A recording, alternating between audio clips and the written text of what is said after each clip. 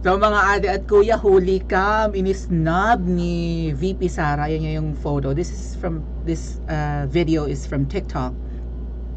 Inisnab niya si Martin, nilagpasan niya. Sabi ko nga sa inyo, campaign manager yan eh. Right? Si Martin ang campaign manager ni VP Sara nung nakarang election, yung sa unit team. So siya yung nagsa-strategize kung paano makipag-usap sa tao si VP Sara. Siya yung mag-aayos ng schedule. Siya yung mag-iintindi ng mga campaign paraphernalia. Siya yung maraming inaasikaso ang isang campaign manager, 'di ba? Yeah, magpo-promote sa pangalawang pangulo para manalo, and nanalo nga. So, ang laking pasalamatan ni VP Sara actually kay Speaker Martin sa kanyang pagkapanalo. Although, to my mind, hindi na niya kailangan ng campaign manager. Kaya lang syempre, para hindi masyadong magulo, 'di ba, yung mga schedule, yung lakad, ganyan. So, kailangan ng campaign manager para mag-arrange yan for her. Kasi kung siya ang lahat ng gagawa niyan, mapapagod si VP Sara. All she has to do is, 'di ba, kapag kampanyahan ay bumiyahe, mag-speech, makipagkamay. Ang sipag nga ni VP Sara eh. Nagpapa-picture pa yan sa mga sa audience, 'di ba? At saka sa spectators ng kanilang mga rally, caravan, ganyan. So, paanong inisnab ang campaign manager? Sabi ko nga, hindi na niya kailangan kasi sikat naman na si VP Sara eh. Tatay niya yung nakaupo nung nakaraan, 'di ba? At nakaupo pa habang tumatakbo siya. So, hindi na kailangan ni VP Sara ng mga campaign manager na yan. Pero para lang hindi siya mapagod, 'di ba? Or maging organized ang kanyang kampanya, kinuha niya si Speaker Martin. At sabi ko nga sa inyo, doon pa lang, sabi ng isang political analyst, inoobserbahan at inaaral na ni Martin ang kanyang magiging katunggali sa paparating na 2020. Matagal pa yan pala. Sa susunod na elections after ni Coting. Inaaral na. So, alam niyo yun, sabi nga, keep your friends close and keep your enemies closer pa nga, 'di ba? Kasi at least malalaman mo yung diskarte ng kaaway mo, makikita mo yung strengths and weaknesses ng makakalaban mo. And kahit itanggi man ang kampo ni Martin niya, si PRRD na mismo ang nagbulgar.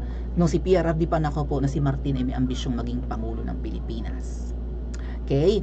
So, eto yung una kong nakitang post, mga ate at kuya. Nahiwagaan ako. Sino kaya ang tinutukoy? Hindi ko pa nakikita yung video.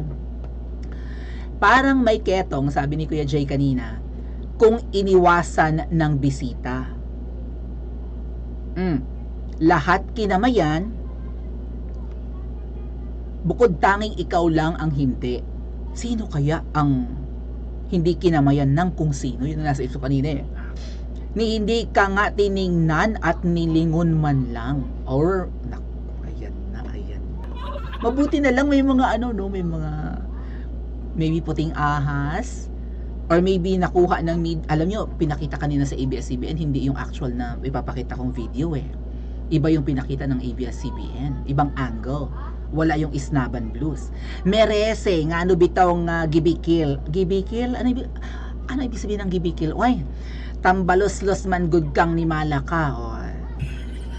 Si tambalos-los. Yun agad ang pumasok sa isip ko. Hint na yun eh, di ba? Si tambalos-los, inisnab. Sino ang umisnab? Ay, di hanap ako ngayon. Eto, shinare ni Miss Crisette. Ayan, ang video. Ayan. Si Martin, dumikit. Ayan, ito lang ang pinikita ng ABS-CBN. Yan, dumikit lang si Martin sa tabi ni nangati si VP Sara nung tumabi si Speaker Martin. Kinamot ang likod. Tama. Nangati ang likod ni VP Sara. Pero tingnan nyo yung simula ng video, mga ate at kuya ha. Ayan lumagpas si VP Sara, kakamayan dapat siya ni Tamba, dire-diretso si VP Sara. Yan. Again sa simula. Sinalubong ni Martin, inisnab, dire-diretso si VP Sara.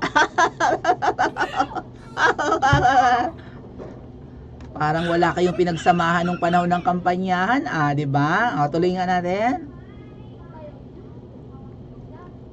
Ayan.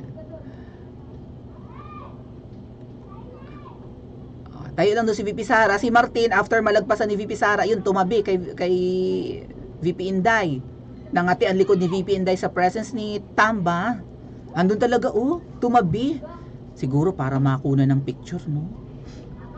Si Kuting naman, proud na proud sa kanyang mga investment pledges, chika-chika sa mga bisita.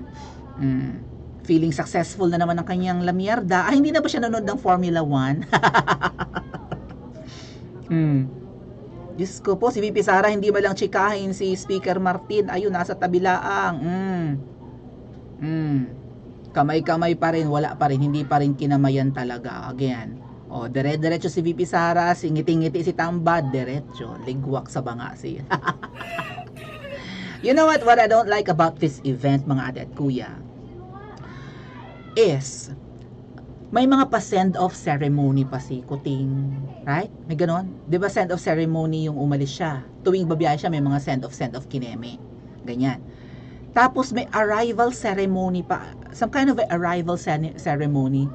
Ganon. Welcoming ceremony.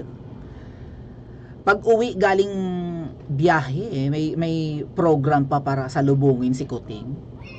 Very elite, tama ba? Very pasosyal, very trapo, very pagsasayang ng pera. Kailangan may seremonya, kailangan may programa na pagsalubong sa kanya. Bakit? Bilang pasasalamat sa investment pledges na natanggap, pledge lang naman yun, pangako ng ibang bansa na magi-invest dito pag nalaman nila ang ruling ng pagninegosyo sa Pilipinas, hindi na itutuloy. Hindi, 60-40, hindi na, mas lamang ang Pinoy sa amin, hindi na, Kung ako'y magtatayo ng salon dyan, ako naman ay magbabayad, sabi ng foreigner, kung ako'y magtatayo ng pagawaan ng barko dyan sa Pilipinas, babayad naman ako ng buwis sa Pilipinas, magrerenta naman ako ng lupa, since hindi ko naman pwedeng bilhin ang lupa sa Pilipinas at ako'y foreigner, mag-hire ako ng mga Filipino workers, kikita ng Pilipinas sa akin, sa upa, sa manpower, di ba? Sa mga raw materials na kailangan na kayang isupply ng Pilipinas kung ako magtatayo ng negosyo ng paggawaan ng barko or aeroplano dyan, or nuclear energy, whatever negosyong gusto ng foreigner, kikita ng Pilipinas sa akin, tapos ang gusto nila 60% ang kanila sa negosyo, ay lintek na 40% akin.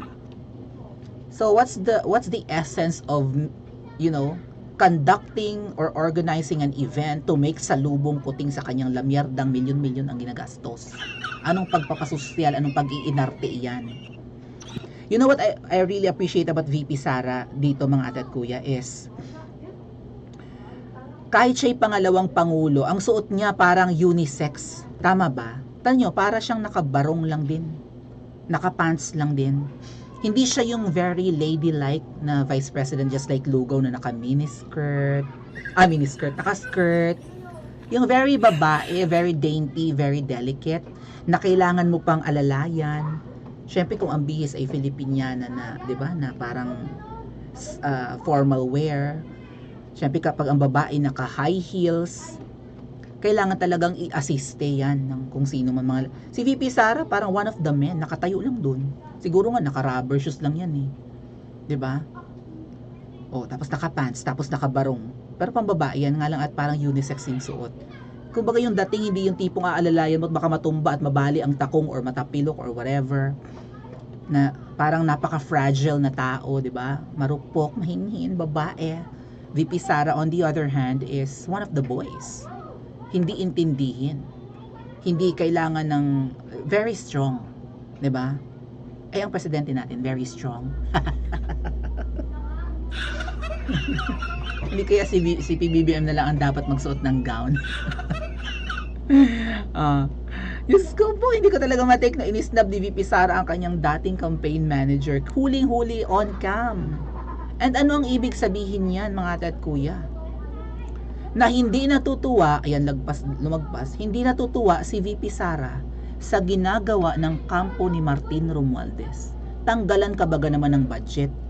Bawasan baga naman ang budget mo? Samantalang ang ibang departamento, agency, dinagdagan. Yearly yan at mga ate at kuya, tumataas. Bakit tumataas ang budget taon-taon? Dahil syempre tumataas din ang bilihin, tumataas ang expenses ng mga opisina ng gobyerno. Tataas ang gastusin ng taong bayan. So dapat taasan din ang budget natin. Kaya nga 'di ba 5 trillion magiging 5.6 trillion. Sa 2025 for sure 6 trillion yan mahigit, lalo kampanyahan mga ate at kuya. Ang mga politiko, alam niyo naman kung saan galing ang pangkampanya, 'di ba? Ang pondong pangkampanya, syempre galing sa kamkam yung iba diyan bukod pa sa nanunulisit ang mga 'yan. Oh.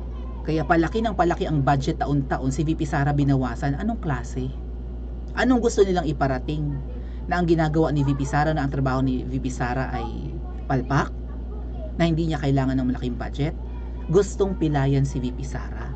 At sino ang utak niyan? House of Representatives na pinamumunuan ni Tamba ay dapat kang isnabin. At Kuting, ewan ko kung aware ka na hindi natutuwa si VP Sara sa iyong pinsan. Aware kaya si Kuting? Paki-comment nga po sa comment section at mag-like and subscribe din po kayo.